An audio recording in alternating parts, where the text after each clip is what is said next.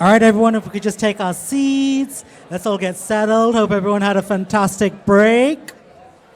I got a mic now. This is dangerous.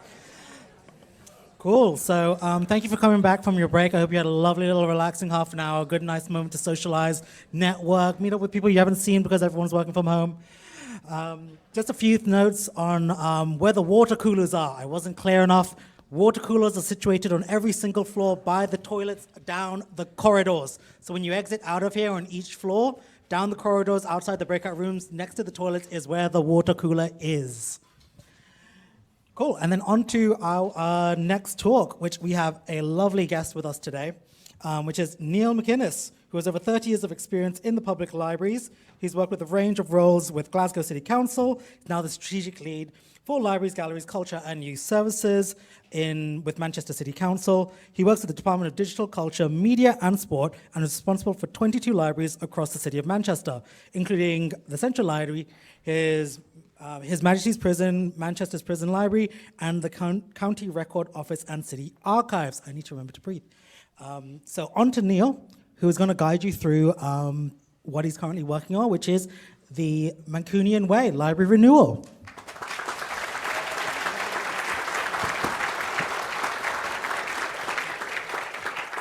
Hi there, good morning, and I'm really pleased to be here today. The last time I was in this room was actually presenting to a CILIP conference, and that's a lot easier because it's people that aren't from Manchester, so you can say what you like and they'll never really know. But unfortunately, I've got a home audience here, so I'll stick to the facts, because truth matters, as you know, as librarians, and take you on a journey of Manchester libraries and where we've been over the past few years. So just a little bit about me. I once had hair. I joined Glasgow Libraries in 1985, actually 2 weeks from today was when I started in Glasgow Libraries as a summer student, as they called it at the time, there to cover absence periods during the summer holidays for a 12-week period. And I never left because I just absolutely loved it. I spent 5 years working in branch libraries in Manchester in the east and the north of the city, and then transferred into reference services, and then progressed my career until I left in 2005. And the bulk of what I was doing in Glasgow towards the end of my career was building new libraries, looking at libraries as part of regeneration, how libraries regenerate communities and places and people. I left in 2005 because we were running out of money in Glasgow at that point in time. I thought, right, I need to do something different. And I came to Manchester for an interview. Didn't know if I was going to get it or not, but thankfully at the interview I was offered the job and relocated. So I'm now, unfortunately, it's not just over 30 years, it's nearly 40 years now in public libraries, and it's my true passion. And from the day I started to today, it's still the thing that I love completely. And wake up in the morning and think, I'm really glad this is what I do. My other passion is this little chap. So this is Buddy, and he's the most beautiful little dog in the universe. And I just wanted to share a little bit of me before we went on, if that's okay. So Manchester for me is completely library city. There's nowhere else in the UK that I think is that actually symbolises the power of libraries and what they can do, and that's across the whole library sector. So we have, some of the oldest public library in the English-speaking world, which is Chet's Library. We have two of the finest university libraries, and Rylands, of course, which is just absolutely amazing. We have the best public library in the entire UK, and I'm slightly biased, which is Manchester Central Library. We have the Portico, we now have the Poetry Library. We are Library City. And one of the things that makes me really proud about Manchester, the fact that it actually recognises how important libraries are. They're not just, they're not just an add-on, they're part of the whole ecology and the infrastructure of our city. And there was a publication a couple of years ago that said 10 reasons why Manchester is a new cultural hotspot in the UK. And in at number 4 was it's home to some of the best libraries. And I think we all have to recognise that and be proud that we are seen within, say, the nation as having some of the best libraries. And there was a statement from Lonely Planet last year that announced the 30 places, global cities, that you must visit in 2023. And Manchester was the only UK place to be. And that's not bad coming from a Glaswegian, do you know what I mean? So just a bit of context about Manchester Public Libraries. We operate Central Library. We have 15 neighbourhood libraries, 6 community partnership libraries, which are co-financed and cooperated with our housing partners. We operate the prison library, as we stated earlier. We also manage the Greater Manchester County Record Office on behalf of the combined authority, so that's the 10 authorities that make up Greater Manchester, work closely with Greater Manchester Libraries. And in 2017, the city was designated a UNESCO City of Literature, which I think has been a really important movement for us. Two of the things that I think the City of Literature have really delivered for us to put us on the landscape. One, International Mother Language Day, which is one of my, for me, it's one of the best days in the year, where we get to celebrate in February. Different cultures, different languages, different food, and just experience stuff that I would never have experienced before if we hadn't done that in partnership. So I say a big fan of that. But also the Festival of Libraries, which is just finished, which brings all of our library communities together to celebrate our libraries in the city. So Manchester Public Libraries have been around for a long time. The first library in the city was opened in 1852 in Castlefield, then moved to the old town hall on King Street, which is no longer there, but the facade of it is in Heaton Park. And then in 1911, the Central Library moved to Piccadilly Gardens and was there until 1934 when the current Central Library opened. But the only reason I show this is because it just demonstrates the fact that our library estate has changed over the years constantly to reflect where people are. And as communities have moved, ensuring that our public libraries are actually in the right place at the right time for our communities and our residents. Just really want to demonstrate the sort of busyness of our public libraries. This is pre-COVID, and eventually I'll stop saying that, but 3.2 million visits to our libraries in 2019-20, and 2 million visits of that were to Manchester Central Library, which makes it the most visited public library in the whole of the UK. And book issues are still going up, and that's one of the things from recovery as well post-COVID. We're still seeing more people coming in to engage in reading, because one of the things that we found during the pandemic was that reading was almost reinvented to a certain extent, and reading for pleasure is a major thing that we focus on in the library service. And one of the things that I'd like after this session for you to think about is how the public library offer and the university library offer can complement each other, and how we can work together to actually signpost and showcase what else is available in the city. So 2008, we started to look at a library strategy, and Mike Kane, who is now an MP for Wythenshawe and Sale, was at that point in time the executive member for libraries in the City Council. And him and I sat down with Nicky Parker, who was my predecessor, and said, right, we've got a strategy to come up with. We want to rebuild, renew, refurbish every library in the city. Brilliant strategy. Slight caveat, we had no money. But never let the fact that you've got no money stop you actually having a vision and a strategy. And working with Mike and his deputy exec member at the time, who's Mike Amesbury, who's now an MP as well, we started to develop a vision and look at how we could have conversations with other partners and other organisations to look at how our libraries could progress and be developed. And when I came to the city in 2005, our library estate was not great. Central Library was not great. It was a beautiful building, architecturally, but was badly in need of some TLC. And at my interview, the director of libraries at the time asked me to go around the library and have a look and see what I thought, come back, and then come back into the office with the interview panel, and she said, right, what do you think? And I'm thinking, where'd you go with this? And I said, well, I think the library's actually, customer experience-wise, shocking. Customer offer, shocking. The way we market it, shocking. How we communicate it, shocking. And advocacy, shocking. So do you leave the room? But thankfully, it was the right answer, and that's why I got the job. And we started to work at how we could look at improving the library offer. But we've now, X number of years into that strategy, we've seen £100 million of investment in the library estate. £50 million of that is in Central Library, £50 million of that is in our branch libraries.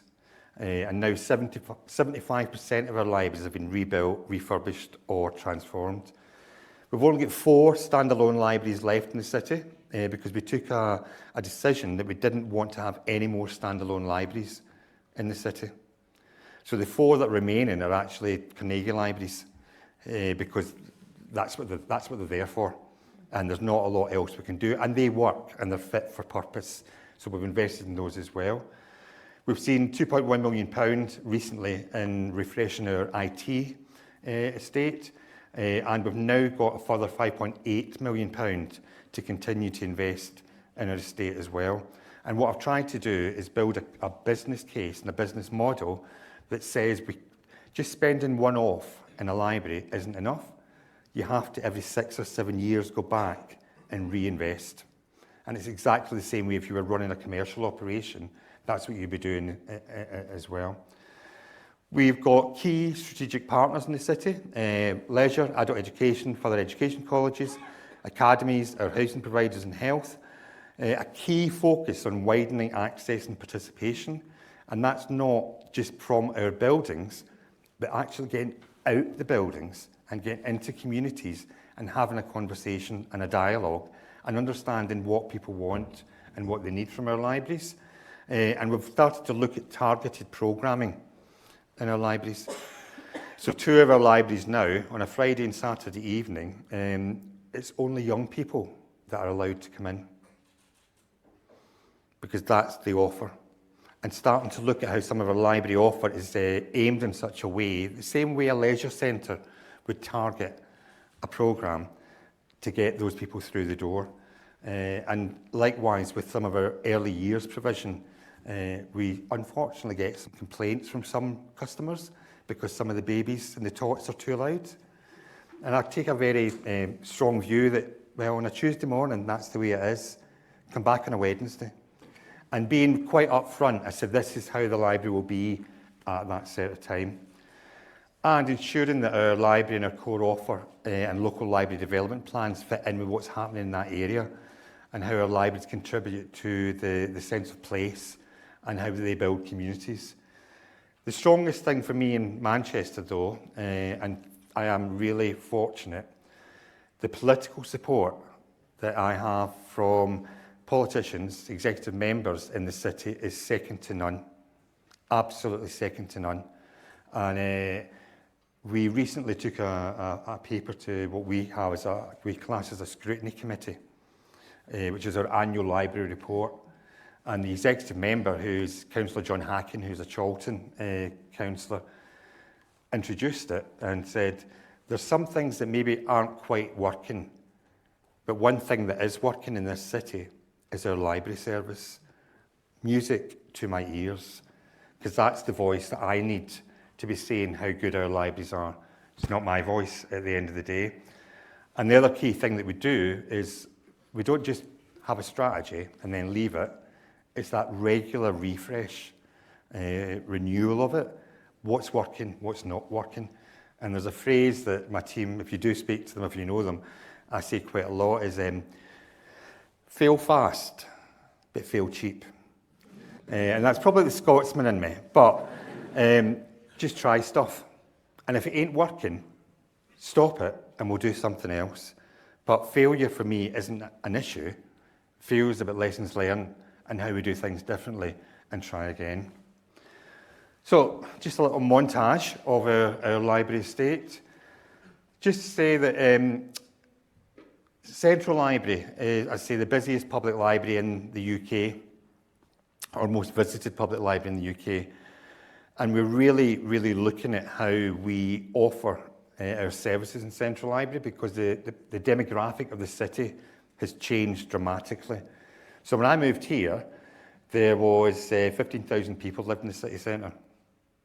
There's now 100,000 people living in the city centre. It's a completely different beast.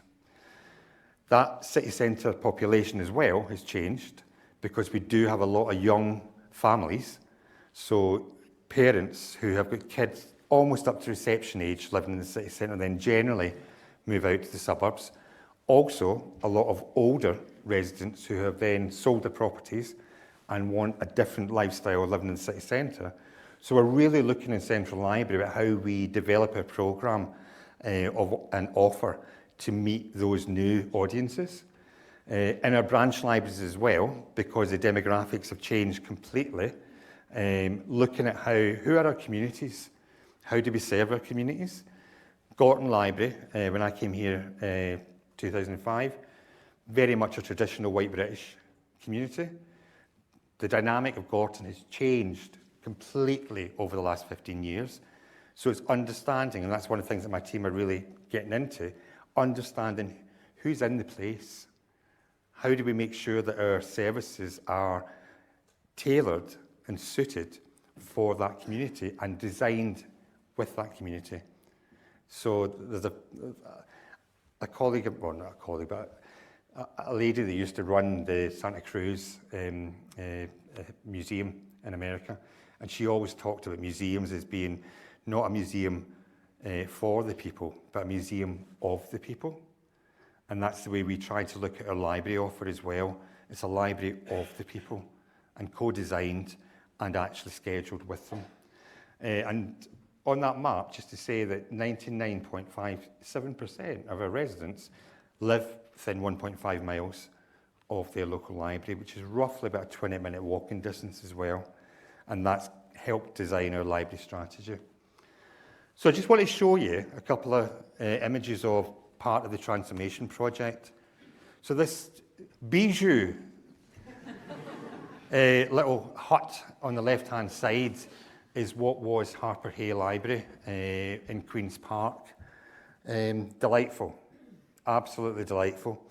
A place that very few people wanted to go to, A, because of its location, B, because of the quality of the building as well.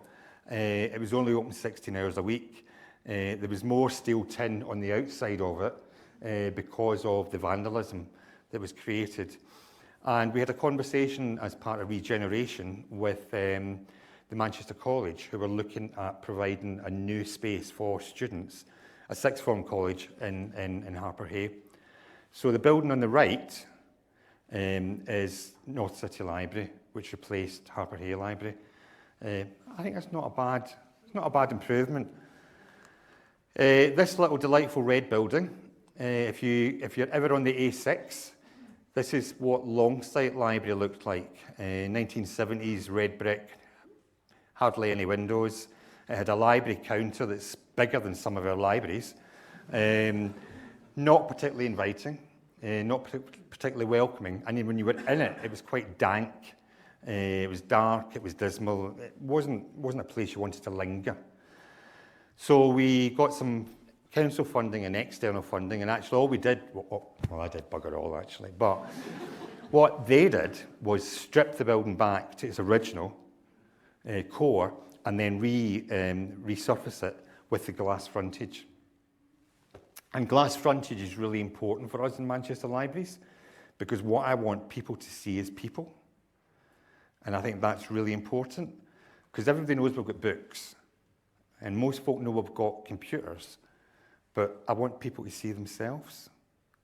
And Longsight Library, if you know it, There's a joke in Manchester libraries, I always say it's my favourite library, and then the library managers say, you say that about every library, Neil. Right, okay.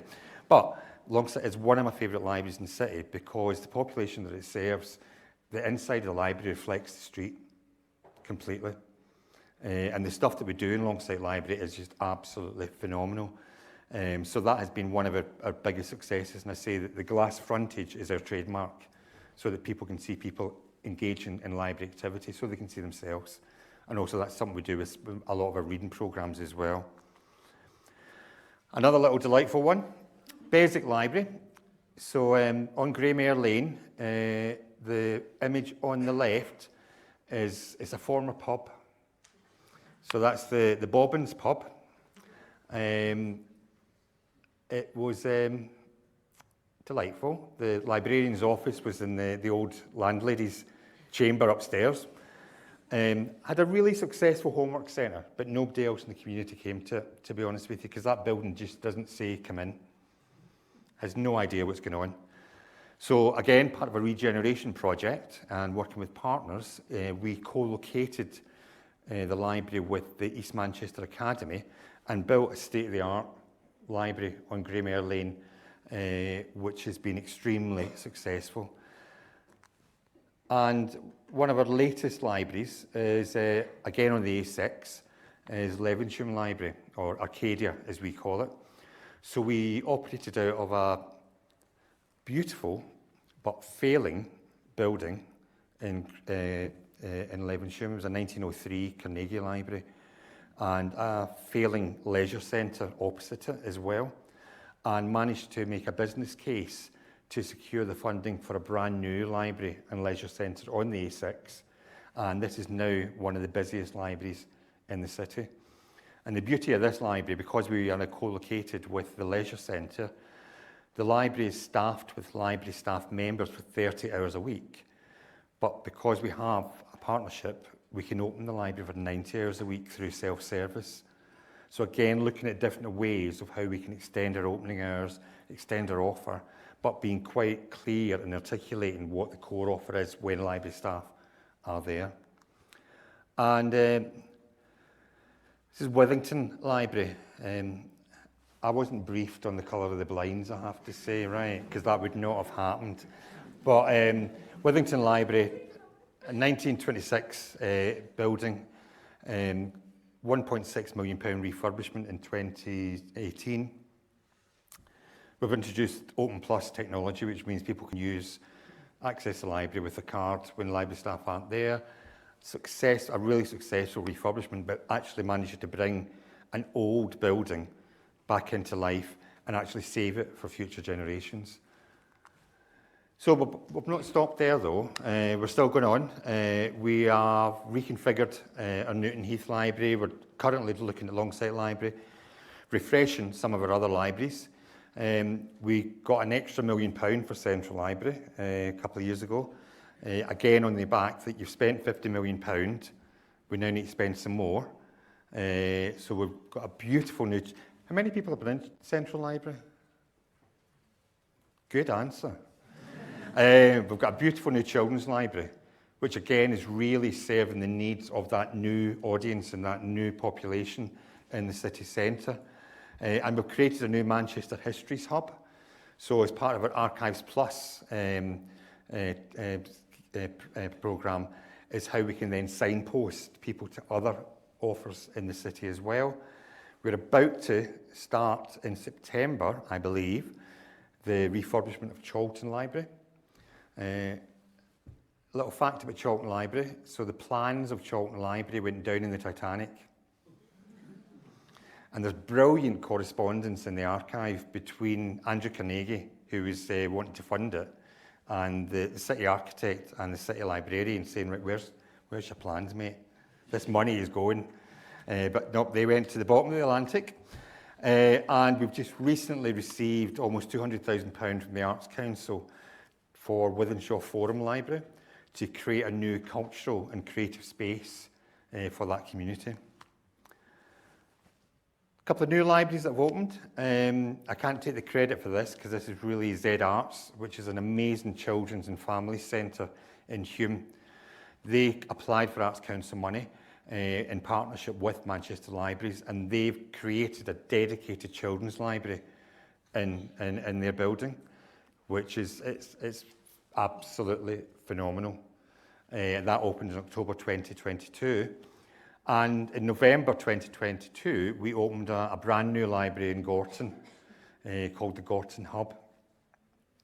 And this is a £22 million project.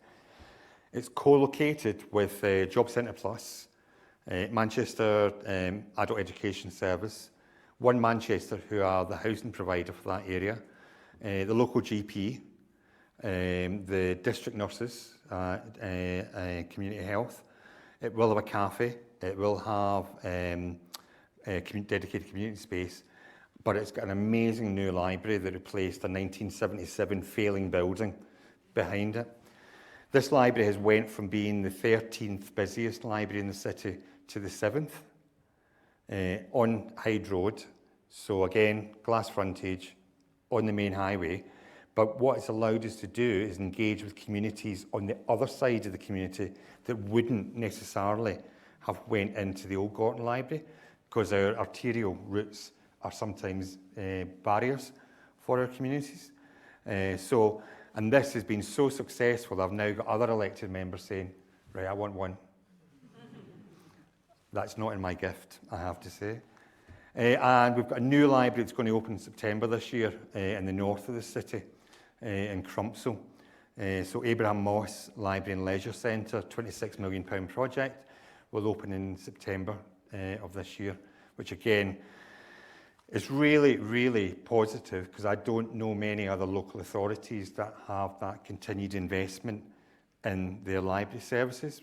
But I think it's because we've been able to ensure that our narrative is such that aligns what we do to the City Council's priorities and the priorities for the city, which links in nicely to the universal library offer for public libraries. Public libraries do everything. The problem with public libraries is it's really hard to articulate exactly what they do, because I can give you a list of 1,000 things and actually it gets lost in translation. And one of the things nationally, and I was previously the president of the Society of Chief Librarians, what we wanted to do was try and articulate what the library offer was in a way that actually was meaningful to policymakers and decision makers, rather than giving you the list of 85,000 things that we do. So we've tried to, this is a bit of a logic model, but we've tried to articulate it in key chunks, and then you can start to drill down and do a deep dive on that. So the key purpose of public libraries is about connecting communities, improving well-being and promoting equality through learning, literacy and cultural participation. And libraries fall within the umbrella of the Arts Council, who are the development agency that have got responsibility for public libraries. Within the universal library offers, we're looking at reading, information and digital, culture and creativity, and health and well-being, and then trying to tease out the outcomes from those areas to demonstrate the success of our reach. So within public libraries in Manchester, we're looking at improved digital access and literacy, helping everyone achieve their full potential, ensuring that our residents have healthier and happier lives, cultural and creative enrichment, greater prosperity, increased reading and literacy, which is really, really important for us, and stronger and more resilient communities. And what I always say when I speak to policymakers and decision makers is that libraries aren't the solution, but libraries are part of the solution and a key fundamental part of the solution. And when you wrap that all up in the entire offer in our communities, it's really, really important. Obviously, I work for a political organisation, so we have an executive member who's Councillor Hackin and his deputy, Councillor Douglas, who I meet with on a weekly basis, just to ensure that we are aligned to the political priorities. And the political priorities that we're working on just now within the city was about developing a new library strategy, having a vision for what we wanted our libraries to be from 2023 onwards, which we launched this year. Looking at engagement and outreach and a real focus on digital and children. The two things that really became evident after the pandemic or during the pandemic was digital exclusion. The amount of people that don't have access to digital, and digital poverty in this city is really high. And with the cost of living crisis, there's a large number of people who are making a choice not to continue with with internet in the house because they can't afford it. So how we tackle that, how we embrace that, and also a real focus on children and those children that actually really lost out because of the pandemic. And there's two cohorts there that we are focusing on. Those, and it's mainly transition age groups. So those young people who missed out on reception and are now going into primary school because their language and their speech and their reading ability is low. Many years behind what previous generations would have had because of what they missed out on by not being in that environment or not being with other people. But also those young people from primary school going into high school, again, who missed out on some key elements of their transition and therefore are now finding it quite challenging actually being in a different environment in their high school. Working with ex-offenders. We do a lot of work with the prison population in HMP, but how can our library services support ex-offenders when they come back out into the community? Our youth offer, we attract a lot of young people into our libraries, but we don't necessarily have a programme of engagement or activity for them. Central Library, at the height of the exam period, we have generally about 600 16 to 18-year-olds in the library.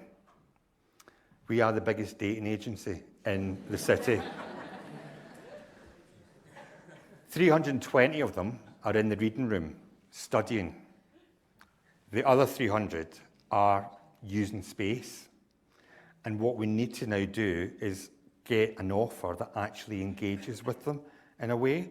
So working with the youth service, which I've got responsibility for now, is something that's key for what we want to do.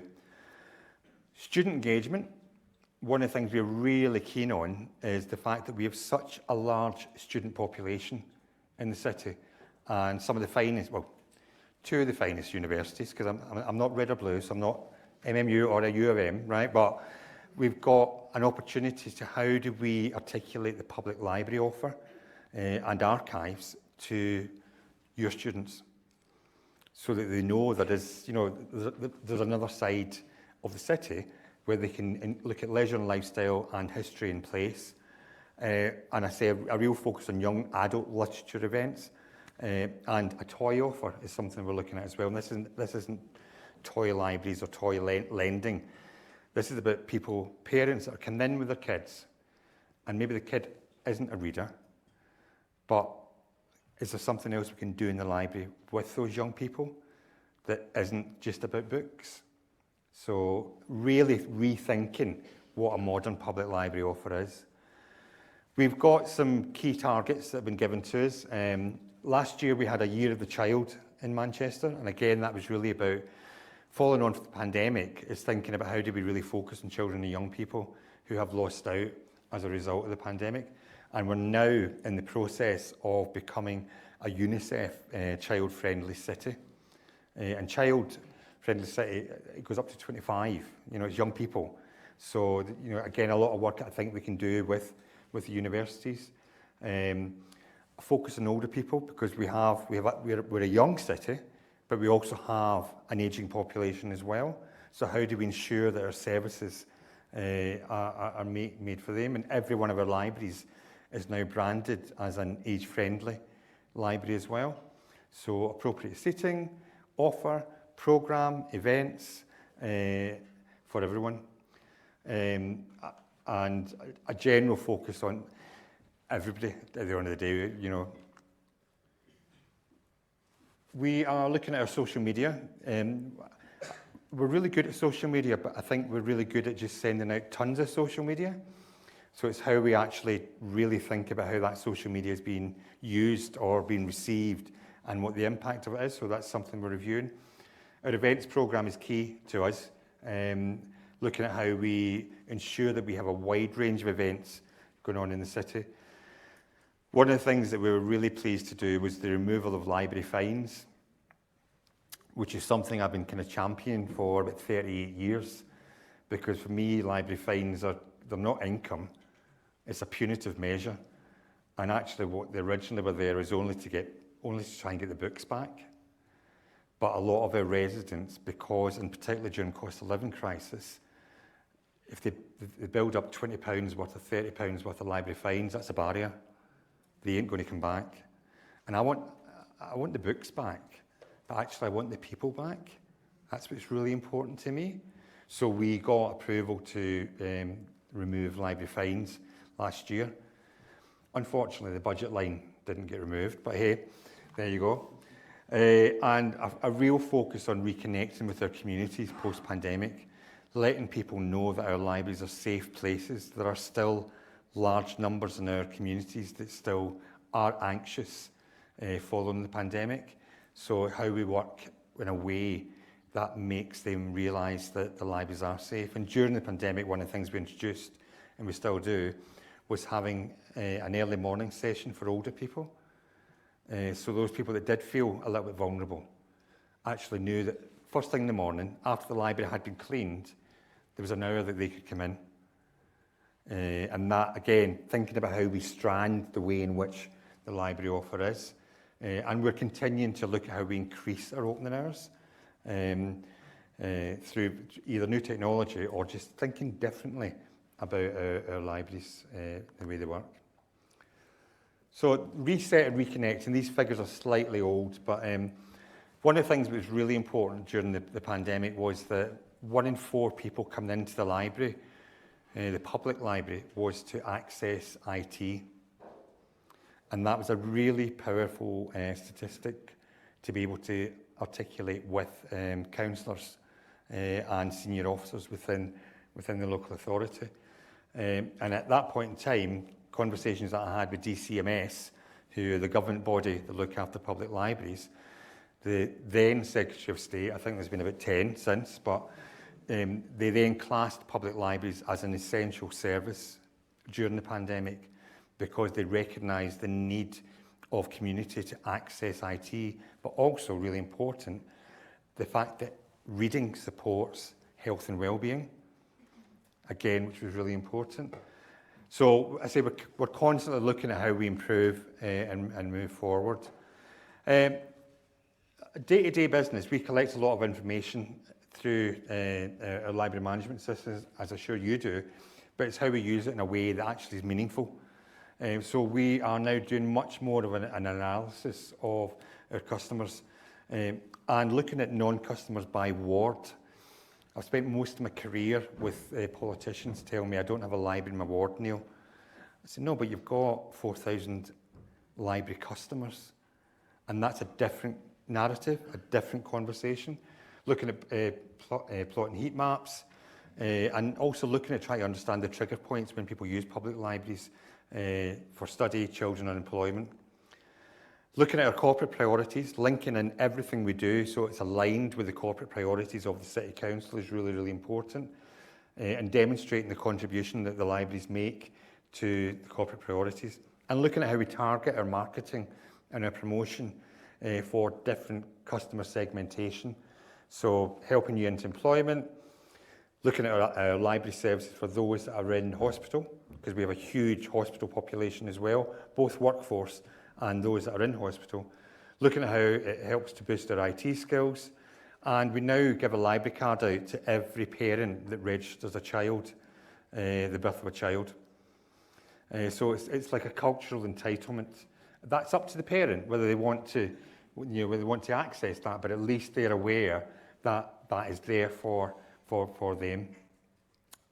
And again, one of the things that we've found really useful is to start to look at how we would create heat maps that demonstrate where our usage is across the city. unless you work in a local authority, probably the wards don't mean a lot to you. If you work in a local authority, the wards mean everything. So it's a really good way for me to have a conversation and a narrative with elected members and senior members of the management team about how people access our city and access our libraries by ward. And the other thing really keen that we do now is looking at how we review customer experience, feedback and data, and actually do it in a meaningful way. I once did a presentation many years ago to the Youth Council, and halfway through the presentation, one of the young lads stood up and went, "Do you know what, Neil? I don't really want to hear this from you because you're kind of old." Okay, fine, fair enough. But it kind of made me realise actually what we need to be doing is actually ensuring that when we are engaging, we're engaging appropriately and actually having a proper conversation. So this group of young people here, they actually carried out a survey in Central Library with over 600 young people to find out what they thought of the service, what they thought of the library, what was going well, what wasn't working, what could we do better. And it was tremendous because the conversation that they could have with young people was completely different that I could have or some of my managers would be able to have. The one thing that was really positive with this that came back was that they said that Central Library was their second favourite place in the city centre. Ka-ching. The first place was Primark. There's certain things you can compete with in life, do you know, but that ain't one of them. But one of the things we've recently done is a public library user survey, which is a national survey that's carried out, sponsored by SITFA. And we surveyed our library users across the entire city in February this year. And overall satisfaction rates came back at 94%, which I think is pretty phenomenal, to be honest with you. And that's 3% higher than what we had in February 2020, pre-COVID.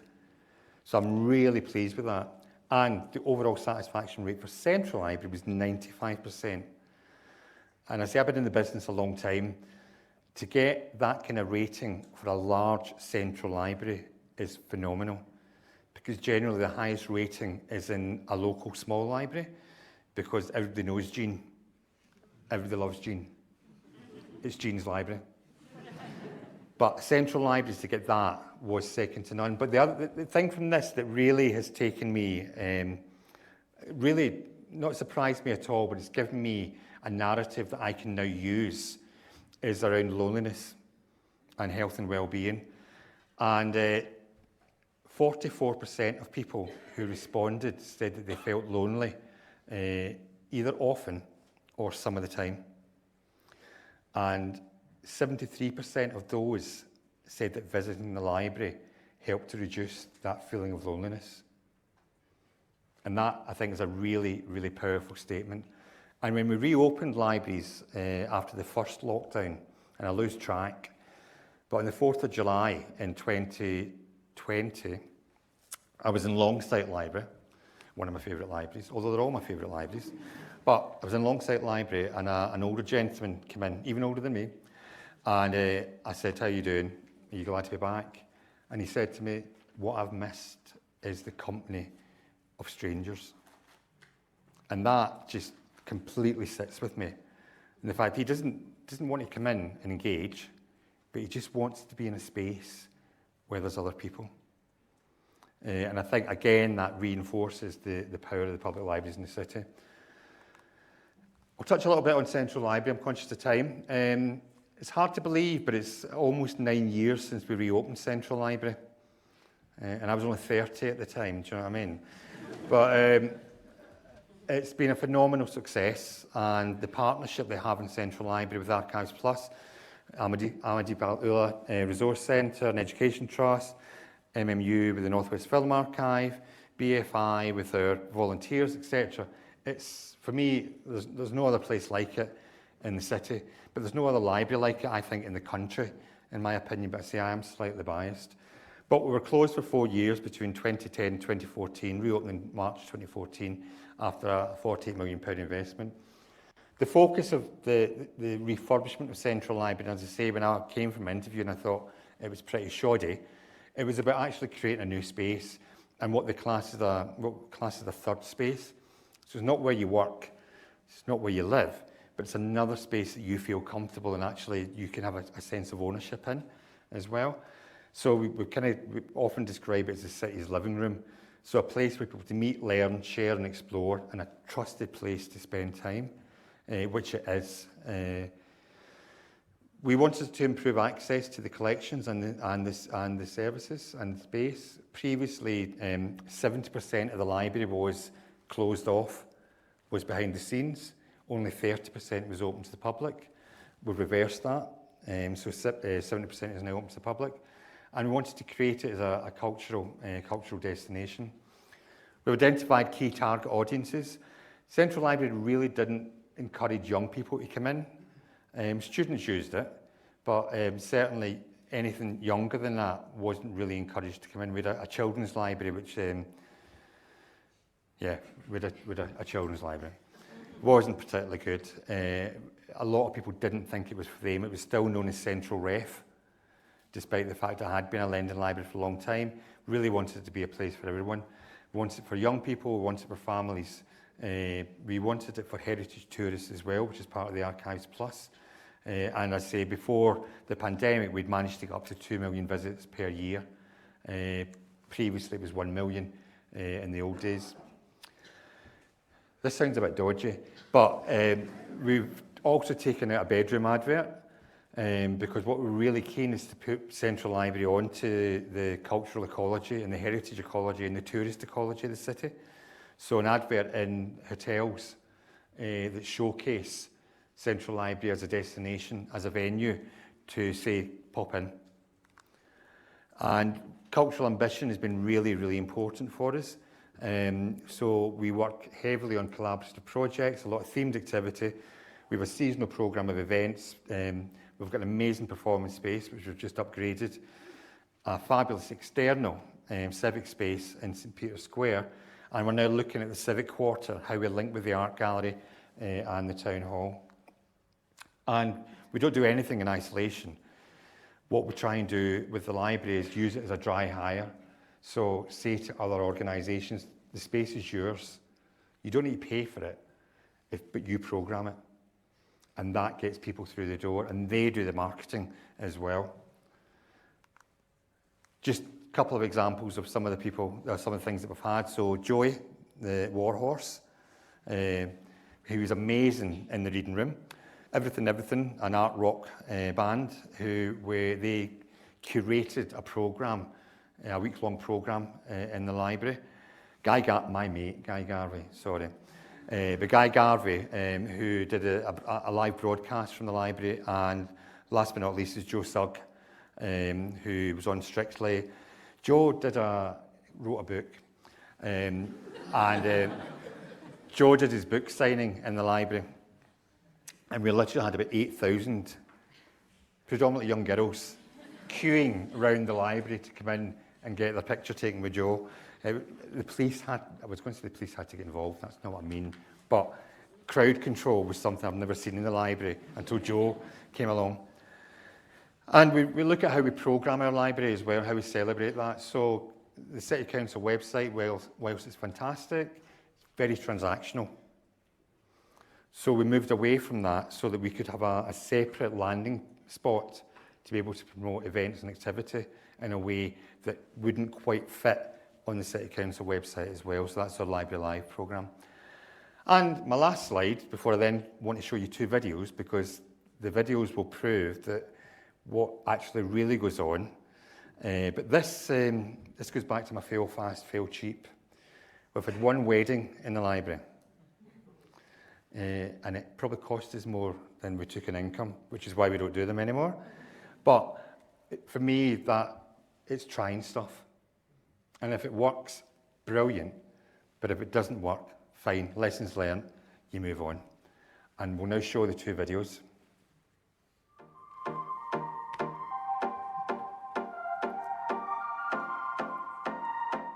My name's Maxine, I work for Manchester Libraries.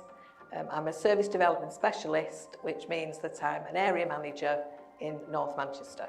Our libraries in Manchester are an amazing resource at the heart of the community. It's easy to tell you what we don't offer, if I'm honest. Lots of people who don't use libraries still have a bit of an old-fashioned view of them. But we have a whole range of services, so obviously we have the books and computers, but one of our main things is that we offer advice for people, advice sessions, work clubs, along with lots of activities and events for families or young people, a whole range of services really. So you can go to your local library for information. We work with lots of partners to do with education and health and leisure and culture. So it's everything on your doorstep really. So I think people are quite surprised when they come through the doors at just what a range of services we offer. So it can be like a digital drop-in one day, a tiny tot session another. We've offered read and feed sessions over the summer, which have meant families can come and do a little activity or watch a film together and then get a little packed lunch. So I'm thinking of speaking to Marcus Rashford about helping us out next time we do them. So it's everything really, and it's all free on your doorstep. Libraries are creative spaces, so working with partners, obviously we can bring dance to local libraries, music, open mic nights, band nights. You know, the possibilities are endless really, the things that we do. We also have Lego clubs, coding clubs. We have lots of social groups who use our libraries. So we have reading groups and craft groups and groups for older people that we call the Grand Day Out groups. So we're a place to go, we're a venue, we're a place to be. I would say that the most inspiring thing about our libraries are the people. Libraries are all about people. They're about the people who use libraries, but they're about the people who work in libraries as well, and the service that we offer, and that personal service where people can come in and, should I say, speak to a real person, which I think is actually more important than ever now after the past year. So I would say that inspires, it really inspires me in the fact that we can help people and answer the questions. If it's not us, we can signpost them on to people. But it's just about the diverse range of things that we have on offer, I think, on your doorstep, which is quite unique, really. Obviously, I've worked in libraries for over 30 years. I absolutely love it. Every day is different. One day you can be dealing with, you know, somebody who needs a bit of help on a computer because they can't fill in the census form or order a new parking permit. And then another day you're at a dance performance or you're working with the neighbourhood teams. I mean, that's a big thing that in my job especially, I work a lot in partnership with other city council departments in the neighbourhood, but also lots of partners as well in health and leisure. We have some social groups who come into the libraries, and one of the social groups we have is for older people, and they're called the Grand Day Out group.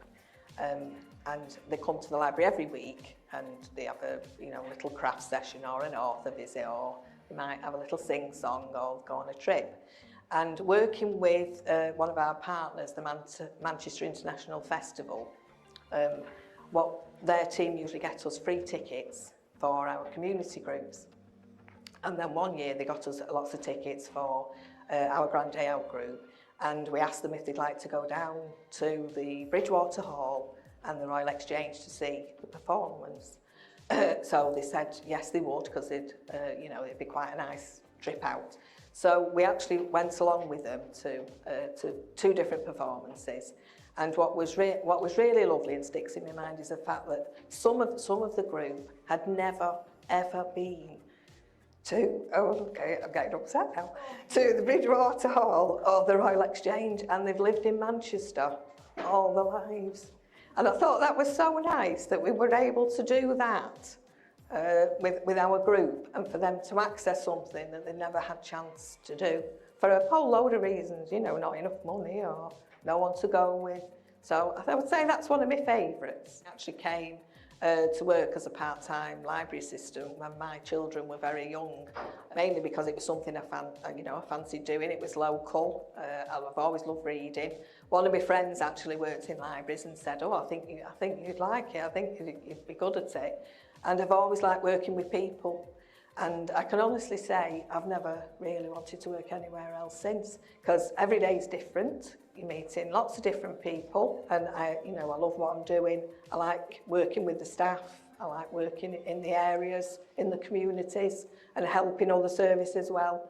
So I can honestly say, where else can, I dress up one day and be in a parade or do an event. Another time I'm dealing with, there's no heating in the library or we've not got enough staff. So it's very varied, but I do really enjoy it, and it's the people, it's the customers, and it's the staff that make the job. We've worked awfully hard with diversionary activities to get some young people to help us in the libraries, to plan activities that they're interested in. And I also think some of the performances that we've put on in some of our local libraries.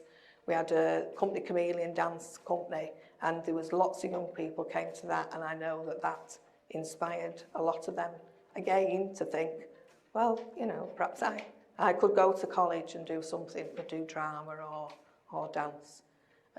And I also think over the years, we've inspired an awful lot of staff as well, who've gained a lot of skills working in libraries that have then gone on to have, a different career and to get better jobs. And I think that's amazing as well. Because the thing is in libraries, most people who work in libraries enjoy helping people, because that's the main part of the job.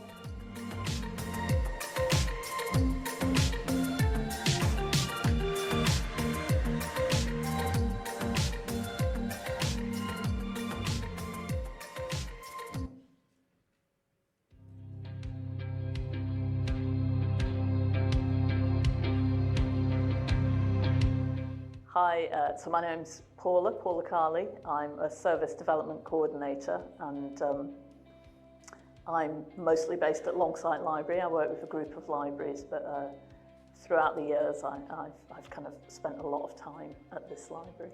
This particular library, Longsight Library, I mean it's got quite an amazing offer really, in that it's just a real sort of jewel in the kind of community. So I'd kind of say it's more probably what don't we have in a way. We are a really kind of vibrant part of our local community. The thing that inspires me most is that we have something for everyone.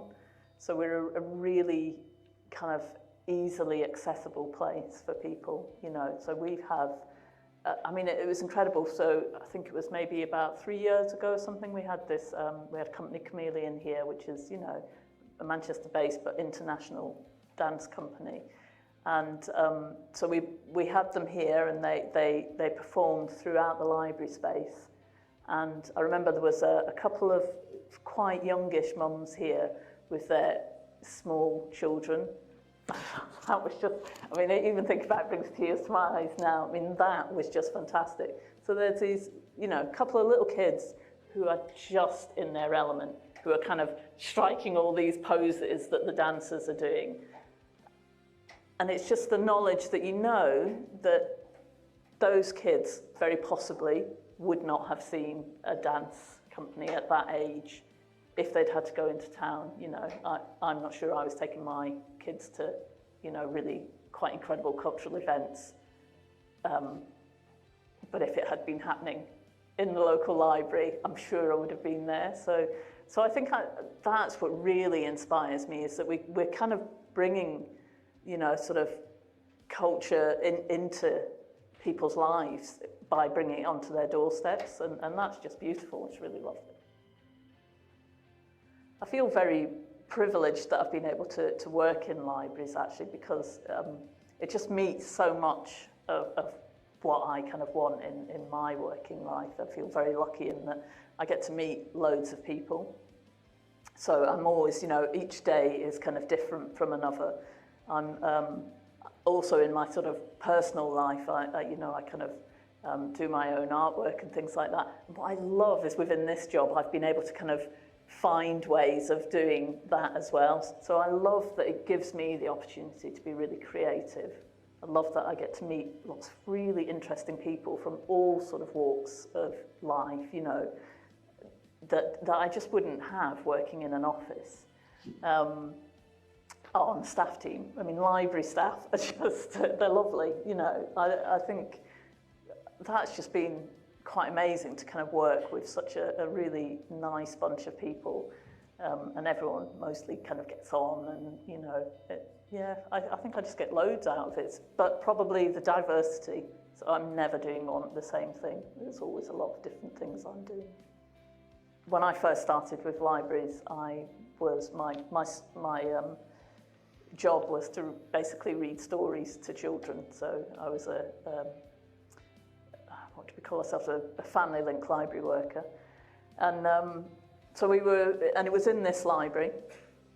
So we used to run 2 story sessions a week at that time. And I remember we had quite a lot of parents and carers, and their children would be at them. And I remember this one day seeing this very tall man and his very small child kept on kind of walking backwards and forwards across, you know, past what we were doing. So I was saying, you know, just come and join us, come and join us. And so he did. He kind of came and sat quite shyly. And it's always a real plus when we get the dads and, you know, kind of male carers coming in and bringing their children, because as you imagine, it's mostly women that we have attending. So his child was very young, was maybe only like 8 months old or something like that. And at the end, I was just sort of talking to him, and I was saying, oh, have you been here before? And he comes to the library loads, and he was like a foreign student doing a PhD here, and so he's in the library a lot, and he's a new dad to his first child, so would quite often bring this child sort of with him while he was in, you know, looking for books and studying and stuff. And it was just lovely. So from that day onwards, I was like, you know, just bring her, you know, we do this every Thursday, bring her along. And I got to see that little girl grow up with us. And what was really, really kind of fantastic was that I had this conversation with him about, you know, his child and reading to young ones.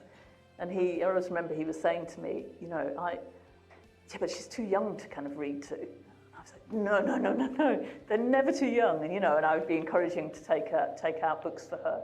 And I was saying, you know, we offer library cards from the day a child is born. And that was just lovely, because he became like, that was his thing that he did with his daughter.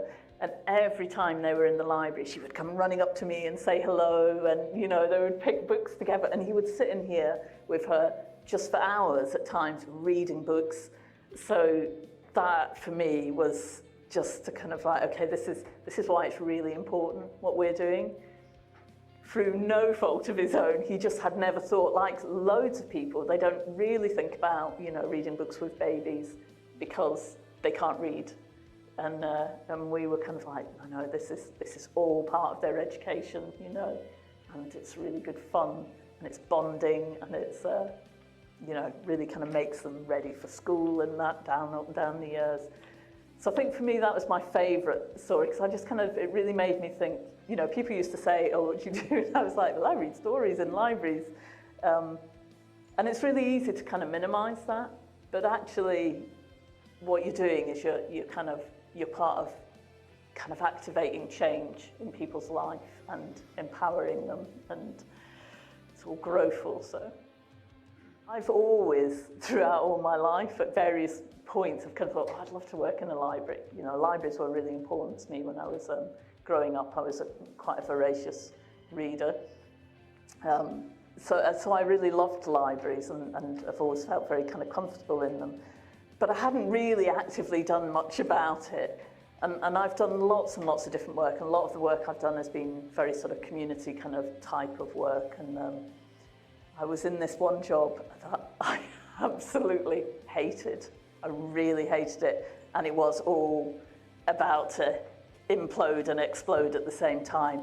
So I was really kind of like, oh, right, I've got to get another job. You know, I kind of need now not to be kind of facing unemployment. You know, I have children and stuff, and I had happened to be on the local allotments where I live, and I'd been talking to a woman who since that time has become a friend of mine, and she was just saying to me, she said, oh yeah, she said, she said, oh, you should apply for a job with us. You know, I work in libraries and I work for the Family Link Library team. And, you know, she said, we go into the community and into libraries and we read stories. So I was like, okay, yeah, that sounds like my kind of job. And that was it, really. That was so, you know, I applied to do it, and luckily, you know, got the job. Lovely. The only interview that I've ever had where they've asked me to bring a picture book along and read it to them. So that was gorgeous, so it was great. And that was the beginning of it, really. And then my role has changed and developed and moved into different kind of areas. One of the kind of areas of work that we've been doing over the last few years is we've been developing libraries of sanctuary.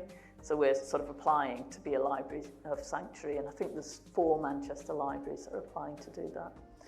And so as part of that, we've really kind of upped the work that we do with sanctuary seekers, and I've really kind of tried to find ways to kind of really make sure that we're kind of reaching, you know, a community that are kind of often getting left behind. You know, I knew that there was a couple of women that I worked with, the sanctuary seekers, who would be interested in doing a story session. One of them had been a nursery teacher in Iran before she left. And so that was just lovely. I kind of found, I kind of talked with these 2 women about whether we could do a multi-language story session. And so we met up every week for maybe about 3 weeks before we actually delivered the story, and we used Kate Milner's My Name Is Not Refugee. It's a fantastic little story about, you know, a sort of child's perspective of fleeing a country. And we were really kind of like, oh, I hope this is going to work. So it was in Farsi, Yoruba and English that we did this session. And we'd had, it was just lovely that, you know, by doing this session, sort of reading the book together, kind of translating it, loads of conversations came out around, you know, language and first language and how important it is. And so, you know, one woman was sort of saying she really felt that her children, who are now sort of, you know, teenagers, were just losing their kind of mother tongue, and that was, you know, just how upsetting that was.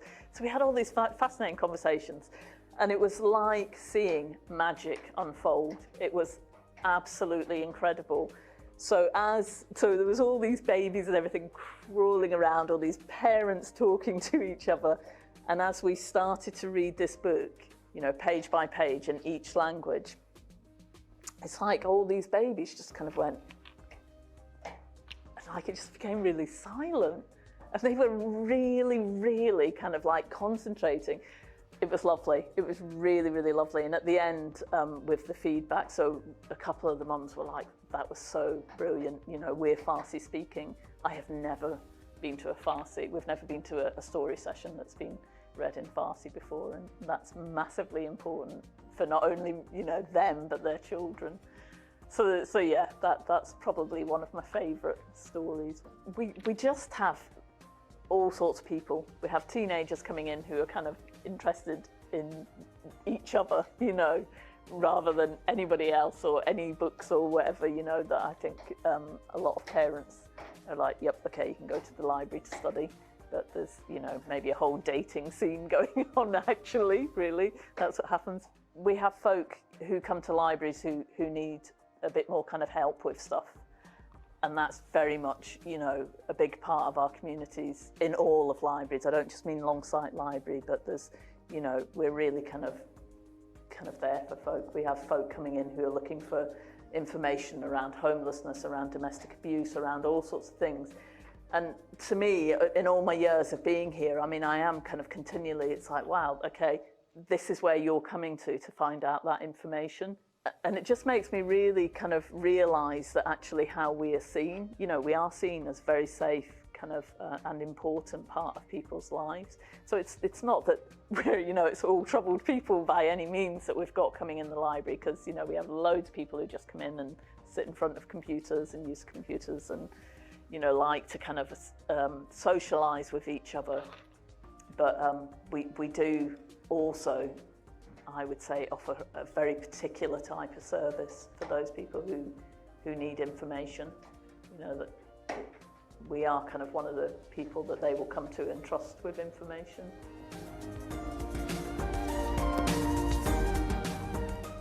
So timekeeping is not my strong point.